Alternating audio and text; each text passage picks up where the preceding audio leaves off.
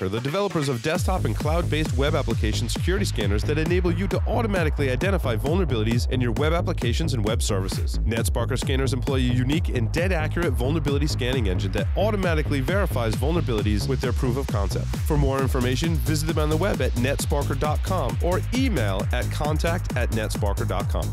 LogRhythm's Netmon Freemium delivers real-time network visibility to quickly identify emerging threats in your IT environment. Netmon Freemium is a free commercial-grade network forensics and traffic analytics solution. You can use Netmon Freemium's powerful capabilities to search against all observed network traffic, identify abnormal traffic patterns in application usage, and quickly analyze full packet captures. Take the first step towards real-time network visibility. Visit logRhythm.com/freemium to learn more and download it today.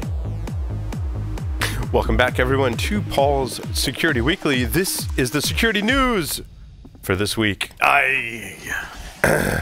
Larry, I have not dug into this story. I know you were really hot to trot about the story about they call them gay dating apps. I don't know about that. I don't know about that either. I think some of them are more about the hookup rather than like a date. A dating, yeah, like a date, right? And I think it's more less gay than just, welcome to the 21st century. Yeah, pretty much. There's Grindr and Jacked are two that basically had data leakage vulnerabilities that allowed miscreants to determine who was using the site and leak their personal information, which in some cases they weren't publicly open about their sexual orientation, which is problematic for users of those sites. So, and there weren't a lot of technical details here. It is, in fact, the first time we've covered a story from gaytimes.co.uk. Yeah. It's disappointing that your information's on the dark web again. Yeah, it's true. It's true. No, but not to make light of it. That's a really not cool thing to do. Yeah, because it's not. I mean, like the Ashley Madison brought to light people doing not ethical things. These are groups of people that, or maybe ethical people thinking that they were trying to lead on that they were doing. Well, I think it's the intention of the people who published the site, right? Was to encourage the non-ethical behavior, right? These sites, while I'm sure like any other site, there's unethical behavior going on, but these sites, to my knowledge, aren't like promoting the fact that there should be anything unethical. Yeah, two consenting adults that may be in a point in our society that it's still considered taboo by certain groups of folks. And every week we're hearing more and more about data being exposed through S3 buckets that are just unprotected. Like it seems like every week we could pick a story that is someone's personal information that was part of a larger breach, kind of this nature. It seems to be a growing trend. It is. It is. And this is also kind of disturbing because we think about, you mentioned the S3 buckets thing, in that the move to cloud services, I still think that so many people think that we've moved to the cloud. We don't have to think about security because someone's thinking about it for us. We don't have to have a WAF. We don't have to do intrusion detection. We don't have to do any monitoring. We don't have to do any account privilege permission. What they forgot was it's all about the information, Marty. And just because you weren't protecting your data internally doesn't mean, also means when they go into the cloud, they're not of the right security mindset of protecting the data. Right. And now technology has allowed it so easy for that data to fall into the wrong hands. I mean, years ago we'd cover when Dropbox came out. People were doing this with Dropbox. Yep. So it's not the technology, it's the fact that technology has evolved to make it so easy for people to share data. Yep. And they're just doing too much sharing of data right now, because every week now we hear about abuses of technology, or really the lack of data protection coming to light where a service is just accessed because you're sharing that data. So. Right. And we talked about this, and the IOTA, the Internet of Things attack methodology that is still yet unreleased. One of the things we talked about was that ecosystem, and that data is part of that ecosystem for your IoT device. Yeah, and I'll say, and I said it on, I don't know if it was last week's show or a show, I believe last week, where I really believe that all the research that we've done, Larry, into embedded systems and IoT, and you're obviously continuing that research into smaller devices, security concerns for me are really related to consumer-based IoT and the mishandling of your data and the privacy exposures that happen as a result of that. Someone could hack my fridge. To me, the concern was, could they derive information about me that is somehow used against me or used for profit without my knowledge, right? You know what I'm eating, so you know my dietary restrictions, and maybe that gets leaked. My health information.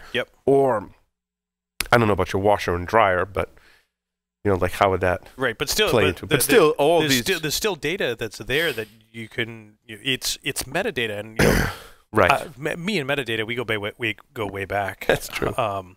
And what information is collected? Do you know whether that information is being collected? How is it stored? What can you do with it? What type of analysis, quote, through big data analysis can... the Strava breach was where I was going, right? The Strava. Strava, sorry. And it wasn't breach. It was information that's freely available. They gave that information away freely. You're correct. Sorry. And like the whole thing wasn't like that someone was hacking Bluetooth to get onto their devices. It was about the data. It was about the data and the aggregation of that data from IoT devices. What type of data is being collected? How is it being used? Who has access to it? Do you even know that some of that data is being collected? It's funny right now. We're talking about how big data is. Wait a minute, that was RSA 10 years ago. Was big data, and I think it's really now coming to light. Largely, I think it's IoT that's bringing it to light. And it's funny that... I had an announcement too. I totally forgot. We'll do that. And in my Facebook feed today for memories, it was a Facebook post from our good friend Ben Jackson, Innismere, who was put on Facebook that, hey, Larry and I were at ABC 10, our local news affiliate, talking about our I Can Stalk You project, and that was in 2011. Wow. I do have an announcement. InfoSec World is March 19th through the 21st of this year in Orlando, Florida, in Disney World Contemporary Resort. Yay. There'll be lots of fun talks going on. I will be speaking. We will have a booth there. We're going to be doing all kinds of fun stuff. You can save 15% off the conference with the discount code OS18-SW, so make sure you do that. Yar. Alrighty. Announcements out of the way. Now what are we talking about? Oh, well, speaking of IoT stuff, Larry. Yeah. Smart TV. How real is the threat from smart TVs? I think it's what we were just talking about, that it potentially could be more about privacy than it is about hacking, although I think ransomware certainly plays a role in your TV. We did see a very, very small isolated case of that, I believe, last year. But have you looked into security TVs, or like, what are your thoughts on these smart TVs? We've talked about the smart TVs for quite some time. Because there's been issues all around, and there was some Samsung issues and a bunch of other ones. The one that I wanted to really dig into, and I didn't get a chance to, and I'm glad you added this story, was that Roku was in that list. Yes. And the one that, because I have a couple of Rokus, which they're still brand new in the box, and it was basically one of those, I was going to put it in my bag to travel with so that I could watch whatever I wanted when I was on the road. And get out of the suck of whatever was on TV in the hotel room, which I actually successfully did when I traveled this week. I didn't turn on the TV in the hotel room, and I watched what I wanted to watch when I wanted to watch it. Because I picked up a bunch of Amazon Fire HDs at Christmas time when they were on sale, and used my Amazon Prime account to download a bunch of shows and watch those. Right. And did that. So the Roku one is sort of the, my thought about cutting the cord and having some of those. And didn't get a chance to look into it, but looking at the article was that hackers can apparently commandeer your TV via the Roku to change the channel, raise the volume, or worst of all, play random YouTube videos. They can't spy on you or steal personal information, but it could be pretty unsettling. And I think the way they were saying that they needed to infect your computer or mobile device that's connected to the same Wi-Fi as your TV. And that was for the TV, not the Roku player? No, that was Roku. Gotcha. But Roku is also built into a bunch of televisions. Oh, that's right. It is. Yeah, it's an app. Yeah. The devices are always interesting because it has those open communications ports that you can use to control them. Yep. remotely. I always thought that was interesting. I don't think anything really ever came of it. Roku's very much a closed system, so Yeah. yeah, if it has undergone some security scrutiny, we certainly haven't heard about it. Yep. Yeah. This is the first one that I remember seeing that involved Roku. So this was, but Samsung definitely.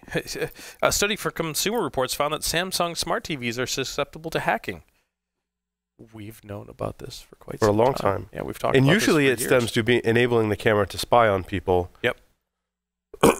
I don't know what the economic motivations are for attackers to, in fact, do that. There's some interesting cases where people built up those lists of baby monitors. And I believe they were selling some of those lists, which is just creepy in and of itself. So for a creep factor, we should pay attention to that, certainly. I think more interesting for me would be when ransomware on your TV becomes more prevalent. And I'm not sure, maybe because mostly it's attacking the consumer that has, it's not a business, and the ransom likely will not be paid, where if it's a business and business functions are down, they're more likely to pay a higher ransom for that, which is why I think that caught on, although cryptocurrency mining is certainly taken over. And maybe that trickles into IoT devices like TVs. But I think the more immediate threat for the consumer, it's interesting, not for the business. I mean, because in a business, if a TV's ransomware, like whatever. If you're a consumer and that's the device you're using to watch TV on, and it gets ransomware, that could be as important as one of your computing devices. Right. I mean, you think about the business that depending on where that device is being used, that ransomware is an annoyance. In an airport, certainly, all the TV screens. Yeah, or in some place like a knock or a sock or any of those types of things. You just go and replace the damn TVs, and you might be okay. But it depends on how you're using those. Where you're using the Wi-Fi type connectivity to support your operations, and then the new ones get owned. OpenDNS did a study a while back and actually found that one of the most prevalent IoT devices they found in enterprises, based on the data they're collecting, was in fact televisions. Because most organizations, someone ordered a TV, flies under the radar of IT and security, yet by default that Wi-Fi stuff is enabled, and that smart TV stuff functionality largely is probably not being used in a corporate setting. Oh, I bet they are, in that they're. It could be, because you can stream content to directly to TV, so they might be. Yeah. You're enabling them in your conference rooms instead of having a projector. You're enabling the devices in your conference room directly to connect the TVs to display their content. Slides and so forth, and meeting notes, and even stuff like WebEx and you name it, something like that. Instead of having a projector, you have a TV that does all these other things. Android TV, essentially. Yeah. And most of them are based on Android. Some of them, anyway.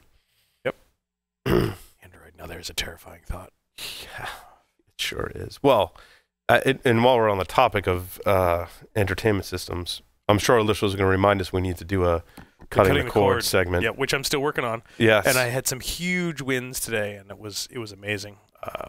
My solution's on the more expensive side, but I was telling you I settled on the NVIDIA Shields, which essentially just run Android directly on the device, and you can put most Android apps right on it. And I settled for a Shield in our living room. We still haven't cut the cord yet, but because we're still heavily invested in, it's taking me some time to make the switch. But we settled on a little bit lower end NVIDIA Shield for streaming content, mostly from our local library. I've got my local library moved to a different machine, but I had a massive failure in my library. When you're moving media from your iTunes library, it's all stored on disk and M4Vs. But in that each directory, there's also another M4V that's like 56 bytes that contains metadata. And if you do the copy and you do if you do the move and you do the move wrong, you move your 56 byte M4Vs over the full movie, and you overwrite, and then you have video files that are unplayable. Sucks. And I did that with more than half of my library. Oh no! So I lost half of my content. But it was nice because I had a directory listing of all the content that I had, and then I could just go back and re-add those titles to the services. Oh yeah, because you can re-download them from iTunes. Well, no, they weren't iTunes content. They were the ripped ones content. you ripped. They were ripped content from various sources.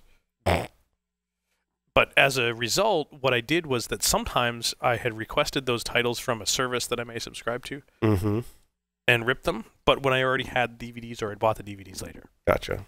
So what I'm doing in the process is I have a stack of DVDs in my office. And every day I go to work, throw a DVD in. Yeah, I've been doing that with my music. My music collection and other people's music. People just bring in their music collections now. Yep. And just ripping. Yep. So all the content that I own is going streaming so that I can put those DVDs in storage. Right.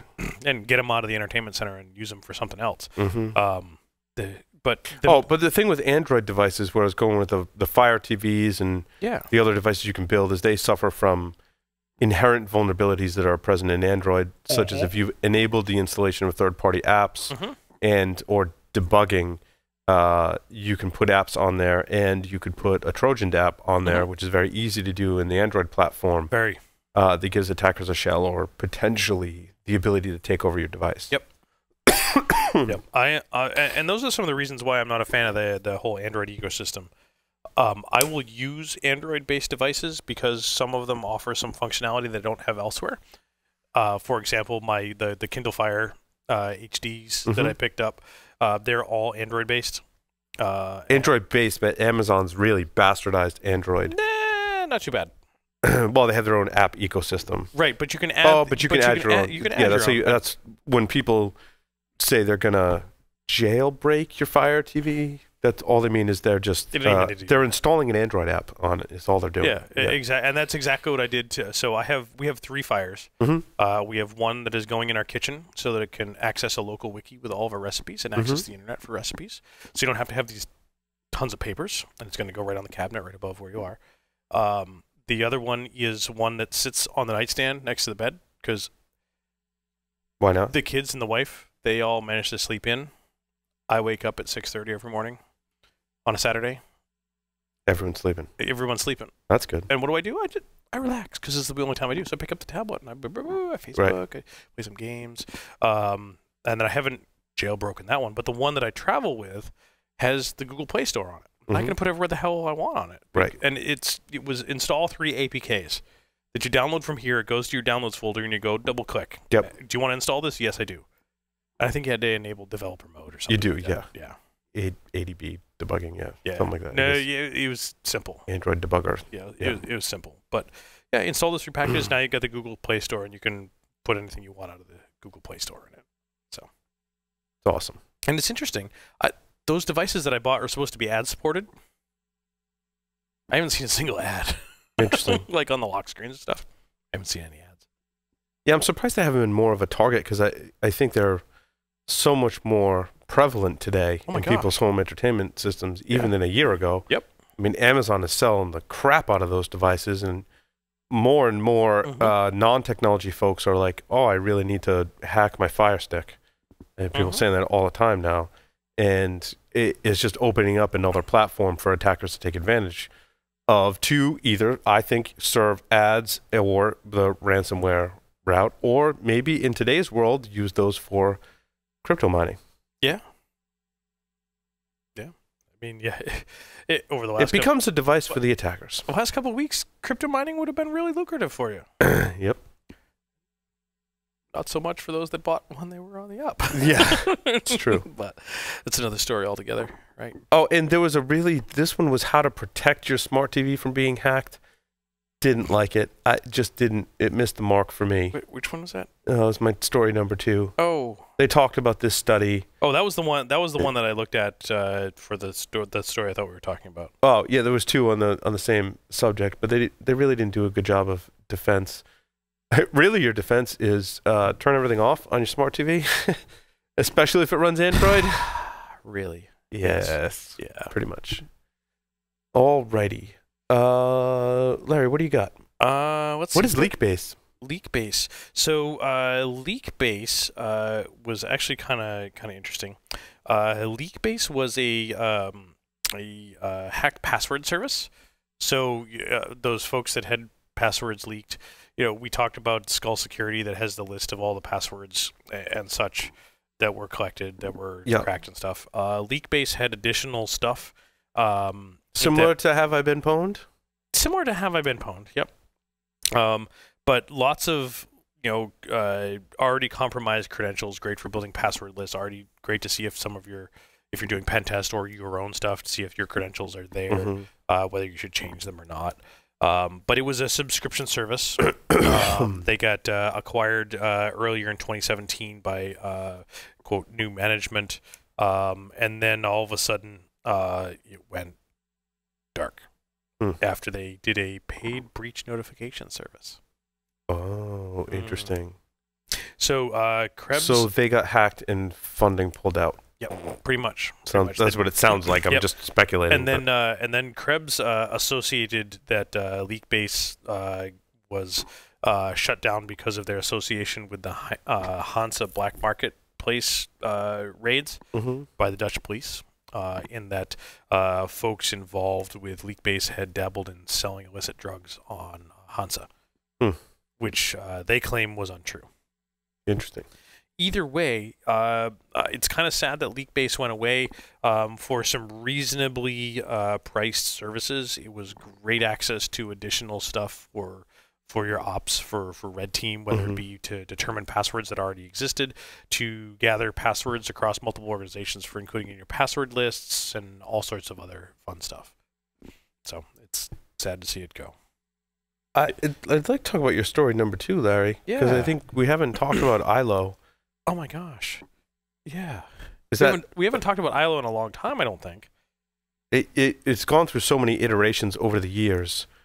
I want to say at one time it was called RILO, Remote Insight Lights Out Management, something like that.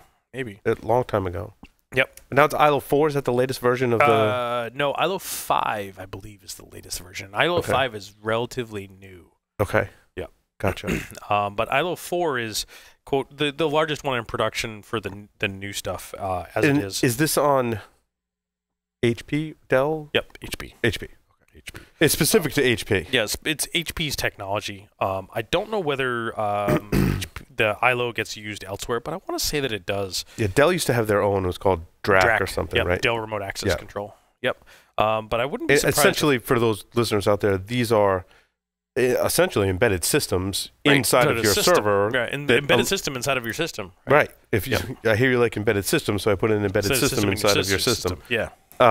That allow administrators remote access to essentially the motherboard and all hardware directly, so they can power off, power on remotely, or my favorite, get a terminal shell on the operating system. In some cases RDP, VNC type style. It's essentially a backdoor into your system for remote administration. Right. It saves, if your data center's in the same building, it saves you a trip down the stairs.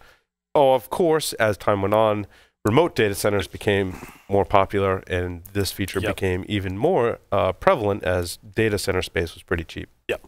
One of the favorite ones that we got permission to do many years ago, one of the first times I started in Guardians was that the customer had ILO. There was some issues with ILO where you could get uncredentialed access with some some authentication overflows. You could get usernames and passwords, and then you could authenticate.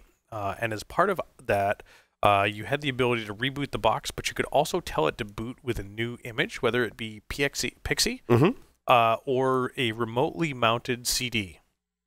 So conceive of what we got permission to do in this one case was to we were able to connect to ILO. We could demonstrate this functionality, but we found a server that was like dev and wasn't used nearly as it wasn't in production, so we had the ability to reboot it and manipulate it with permission.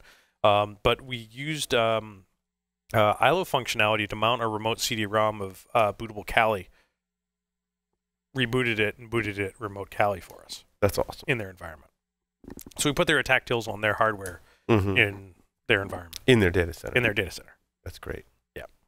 So the tools that are there are from Airbus, and I think Airbus is HD Moore's new company. Because, I haven't caught up with what HD's been doing lately. Me either, but I picked this up from some stuff from HD Moore for the ILO 4 toolbox.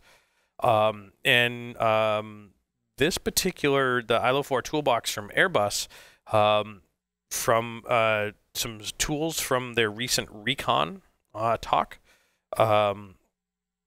All sorts of fun stuff. So there's a authentication bypass, which allows you to become authenticated into the system, get the users and passwords, and remote code execution.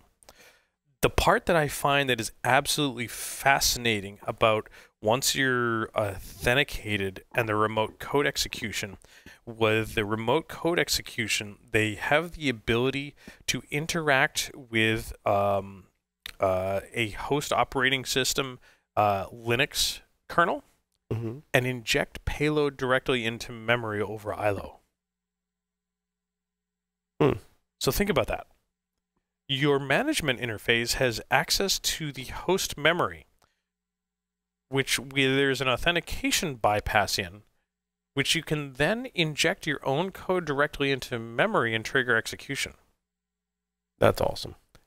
So effectively, you have remote code execution with no authentication required over ILO. Gotcha. Yeah. Yeah, ILO's always been a great way into systems. Yep. And to do all sorts of fun stuff. For sure. Yep. Paul's now doing recon on Airbus. I don't see anything. But the sad part is so Airbus SecLab, and the logo is the same. Yeah, one of the researchers that did this is from Airbus. Airbus apparently is a $79 billion company. Yeah, that does aerospace stuff. Yeah. They do airplanes. We've probably flown on a whole bunch of Airbuses. Right. Yes. Yes. Yeah.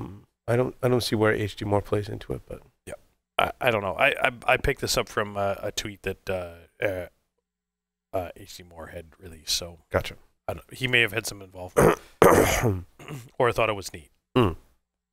But and we were talking about this at work recently, and that some of our security conscious folks that we have working for us said that the previous employers that they had been with, they had designed their management networks appropriately. So ILO was on their management network, even though with lots of pushback from the admins and stuff. Yeah, I always made the admins, I put it on a completely separate network segment and gave it its own firewall and only allowed the admins to access it and greatly restricted its outbound and controlled it very tightly. But so many people just throw that on their local network. Oh my God. And that's the wrong way to deploy it. Yep.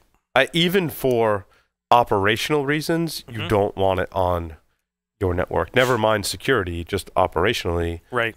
The whole purpose of it is to gain remote access in case something goes wrong. If it's on your network and something is wrong with your network, then you can't gain access to the remote access of your system. Yeah. So I actually, now thinking about it, the architecture that I had was not just a separate subnet, but separate physical infrastructure. Yeah, networking infrastructure as separate as I could get it from the main infrastructure. Right. So like if we lost a core switch or router, right, you can still gain access to the servers. Right.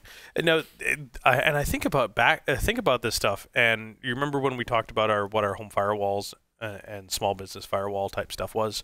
We talked about pfSense and OpenSense and the hardware that we built that on.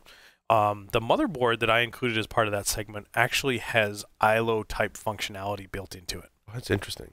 It's not ILO because, of course, that's an HP product, but it has the ability to do remote management. And I haven't figured out a way to turn that off. Yeah, that's the problem with a lot of embedded systems as we have seen is you get functionality. Sometimes that functionality is a security exposure. Yep. And there's no way to turn it off. And now that I'm thinking about that, I don't know what interfaces that's exposed on. And that's my firewall. Right. I gotta go. Gotta go. Gotta go. Although I would argue that on the outside, pfSense is filtering those ports already. So you would hope. I would hope. I think so. So what else we got, Paul? So it was a really slow news week this week for whatever reason. It was. And my newsreader just had a hissy fit today. I couldn't get it working. Luckily, insider tip. I use Flipboard on my phone, which lets me flag stories. Yep. I moved, and I'm not happy with it. I moved to Reader on my Mac, which is where I've always done my RSS stuff. I think you still use ReadKit. Yeah, I was using ReadKit up until fairly recently, and then it seems like ReadKit has really gone in the shitter. Yep, and ReadKit used to crash every 30 minutes on me. Yeah. And so I said, all right, I need to find something else. Reader, REEDER is good, but the flow isn't the same, and it's not. ReadKit does have a certain flow to it that I got used to. ReadKit was like a clone of NetNewsWire, which is what we started with. Which is maybe that's why we have a tough time with anything else, because that's what we came up on. Yep, and Reader, it's great that it marks all your unread stories, and then when you read the stories, it's like impossible for me to find stuff that I've already read. And so I've got a command key that sends it to Instapaper, so you can flag it. Yep. Well, see, that's some of the things. Like, I'll read something and I'm like, oh shit, I want to go back to that because I remember that I saw that like 10 minutes ago in another story that I want to go back and grab that at the store, and it's gone. It's gone. It's gone. I'm like, fuck. So amazingly, even with my RSS reader being down, I found some stories on Flipboard, which admittedly weren't all that great. But it says your security starts and ends. If your security starts and ends with bug bounties, you're going to have a bad time. DJI. I mean, and then it goes on to talk about the U.S. Senate and probing the CEO and founder of Uber over their breaches. Yep. And CEO basically admitting that they made a mistake. That was and he's sorry. Yeah, and Katie Mazuris. Yep. Testifying before the Senate. And that was also interesting. That was also really great. Chris Weisopel tweeted out a picture because he was back testifying before the Senate at the same time. I don't know if it was part of the same testimony, but when he arrived at the White House, they provided him a gift. Oh, like welcome back? Pretty much. It was very much a welcome back. It was that infamous picture of Loft testifying before Congress. They had that picture on a tripod for him to take. Oh, that's awesome. Of them with the whole group, with Brain Oblivion and Tan and Kingpin and Mudge and Space Rogue, and Chris Weisopel was Dill Dog? No. That's the other guy. Sorry guys, I'm getting confused. We've had them on the show before too. Yes. And of course, the one that I'm talking about, Wellpont. Yep. And there's probably one that I forgot. But they had that iconic picture there for him to take. And you know it's a slow news night because I'm just looking at the picture of Katie, and her hair looks stunning. It does. It's absolutely stunning. I mean, I wish I could have hair like that when I testified before the Senate. Like the way it makes the transition from dark to pink, it's stunning. Katie, job well done. Your hair looks fabulous. And not even the hair. Job well done on. Oh yeah, and she said smart things too. Oh my God, she amazingly of course smart she did, things. Because she's Katie. To hell with the hair. I mean, Katie said damn smart things. Actually, I think it was a quote from Katie that kind of fueled if you're relying on bug bounties solely or too much, that your security is in grave danger. The abject title of the story. So let's not let Katie's hair overshadow her words, because and it does look fabulous. I'm just saying. It does, but you know what? Katie's not about just the hair. She's more about the words. Oh, I know, but I'm still very. I know you're I'm enamored with Katie's hair. Okay, I get. You know what? It's awesome. You know what? I'm just jealous because, well, first I don't have much hair to speak of, so. Right, but you know what? Bucket list. Bucket list. Was to have hair that looks as good as Katie's? No. Because that ship sailed. Just saying for me. No. Testify before Congress. Oh, testify before Congress. Or before the Senate. Okay. Yep. Because you know what, Katie? I want to be like you. She says they're not a cost-effective replacement for penetration testing, among other security measures as well. And not to downplay that bug bounties aren't important. Right. But I think what the gist of it is that companies have lost sight of what security means, and they can get lazy and say, well, we have a bug bounty program, so that excuses us from doing other due diligence or other types of protections to increase the effectiveness of their security architecture. Not to put words in Katie's mouth, but I think that's absolutely it, is that if you replace your pen testing program with a bug bounty program, it is likely that there are too many restrictions placed on your bug bounty program that's one thing that you would never put on a pen test. Well, of course, and it's also lack of, and again, there are private bug bounty programs that I'm sure there's varying degrees of this, but in a typical public bug bounty where you put out the restrictions, it's very much a hands-off approach, and you're not providing direction. So anyone's going to find any kind of bug and any kind of logic, and there's no focus that you can provide other than the restrictions, which is not focused. Those are limitations. Yep. And that said, I think also you could have a bug bounty program and you could have really crappy payment and no one participates. Right.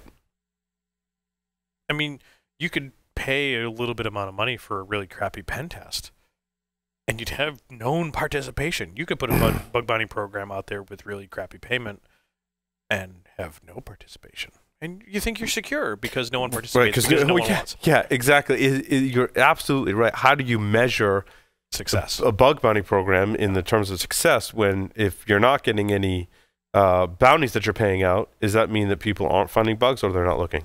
Yep. You know what? I think we need to have Katie back to talk about some of the stuff. Sure. Absolutely. Katie's welcome anytime. Absolutely. Because her hair is fabulous. Did I say that already? Did I mention? You did.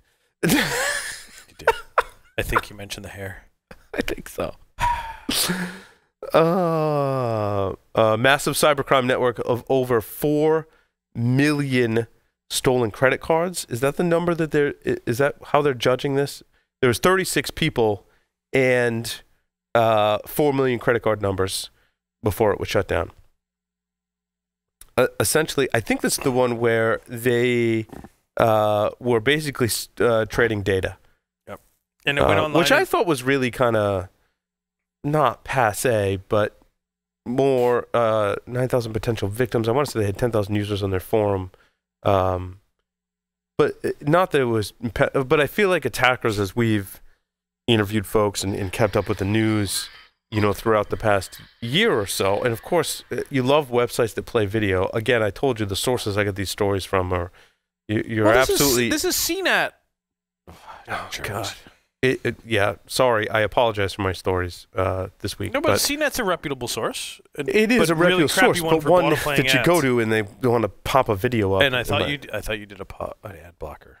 So I do have an ad blocker enabled in my browser, and there's a DNS ad blocker on the network, and that's kind of frightening. And I am going to be reinstalling Linux on my laptop tonight. And this is why I turned my sound off. Yes. How did my sound because even get better, turned back on? Even better. Because you visit sites during the show that you don't want to hear the sounds. But I'm visiting the site, and I actually can't close the movie because the X is under the scroll bar. They did that on purpose, Larry. They did. I've got like 2 pixels I can click on to click on this thing. It's probably because you're using a MacBook from 2011. Someone did try and call you out on that on Twitter, by the way. They did. Okay. I was laughing hysterically, by the way. And you know what? It's fine because it still fucking works. It still works. And I've saved myself so much in Apple tax right now. You have. You get the most out of it. Oh my God. I mean, I love this machine. Oh, so what I was saying was the trend I really have noticed is the movement away from credit cards and identity as being a valuable commodity on the black market. However, that still seems to be really very much a staying force today. But the newer investments are in ransomware, in crypto mining, in DDoS for hire. And we still see those things being very lucrative. However, I think one of the staples of the underground economics is, of course, trading of personal identity. I think the price has come way down, but it still seems to me, again, the experts that I talk with, if you've got a different perspective, we'd love to hear it, that's still very much the foundation. I think what underscores that is I was watching some documentary TV show, I forget which one. It might have been called, there was one on Viceland. I watched a lot of Viceland lately. And there was one that was looking at organized crime today. Yeah. And they kind of chronicled the history, which is fascinating. But they said today, largely, the mob plays a very important role in a lot of this underground trading of identity theft and profiting from that. Which, again, I thought was kind of interesting that that's still a staple of the economics. Sad. And, you know, it's always been about the money with organized crime and even some of the hacking, such that, but well, again, when you think about organized crime, it's involved in the trade in some way of illegal goods or information, which is about them ultimately about. I mean, the money. It was born from prohibition, which was the obviously selling or buying and selling of what was then illegal, which was alcohol, and it was definitely born before that, for sure. Sure. I mean, that's when it was really in its prime and a really good example of it's a general good. So now on the black market, if you want to purchase identity information, obviously that's like any other illicit material or information, and you know the mob is involved, and of course a lot of other organized crime across the world is involved. The mob, organized crime, whichever country they may be. Yeah. But I think that's absolutely true that cyber criminals and folks that are looking to profit from some of that. It's about money, but the financial game changes depending on what the environment looks like. If you remember watching The Sopranos, and I don't remember the scam, but they explained it on the show. They were basically involved with phone cards. Yeah. Right? But now technology's progressed. Like you don't nearly need a phone card anymore. If you want to call someone and they got a computer and internet, you use Skype or any other kind of or FaceTime. You don't have to clone someone's card to get free service anymore because you go buy a card that you bought with Bitcoin. Right. Or there's other communications that have technology that has allowed for communications, I should say, that make those phone cards essentially obsolete. But when those were the technology, again, I remember Sopranos, and they were talking about some kind of scam where they were profiting from that. I feel like that just keeps evolving over time. It's certainly, I mean, it makes sense that they would evolve to the technology of today. I haven't seen the Sopranos stuff to comment well enough, but yeah, cloning the cards to get free cell phone service for whatever. Not SIM card. I'm talking about like a telephone, like a phone card. Like you buy long distance minutes. On like a credit card, but it's good for minutes on a phone. Okay, got it. So this is like don't forget, Sopranos came out a long time ago. Yeah, way old school. Yeah. But then, of course, the next thing was SIM cards. Right. It's all about the money. It's just that the business model and the technology around that business model has changed. Yep. And how you profit from that business model and how you profit from the technology. Yep. And I know we talked a long time ago about turning Android devices into Bitcoin miners. Mm-hmm. And it was very much like, why would anyone turn a phone into a Bitcoin miner? And it wasn't about phone. It was about scale. Mm-hmm. It was about tens or hundreds of thousands of phones that they were turning into Bitcoin miners to mine a fraction of a coin. At the time, seemed daft. Like, dude, you're going to turn 100,000 phones into Bitcoin miners and you're going to get $100. Yeah, but now your $100 is a lot more. Well, depending on the day or the day, it could be a varying number. Sure. But and that's funny because for a while, Bitcoin was up at $20,000 a Bitcoin, and it just hit just sub $8,000 earlier this week or late last week, and quote market correction or whatever. And of course, I invested in the $12,000 range, so it was money that I was willing to throw away. Yeah, and it was speculation, and it was fun. And it's fun to check out. I'm like, oh, hey, I'm up. Whoa, that coin that I invested in, I didn't expect that one to be up while all the others are down. It's just kind of an interesting social experiment. Right. And I'm down on everything right now, except for when Bitcoin was down, silver was also down, and I cashed Bitcoin out for silver. Nice. Interesting. Yay! That's cool. And silver's on its way back up.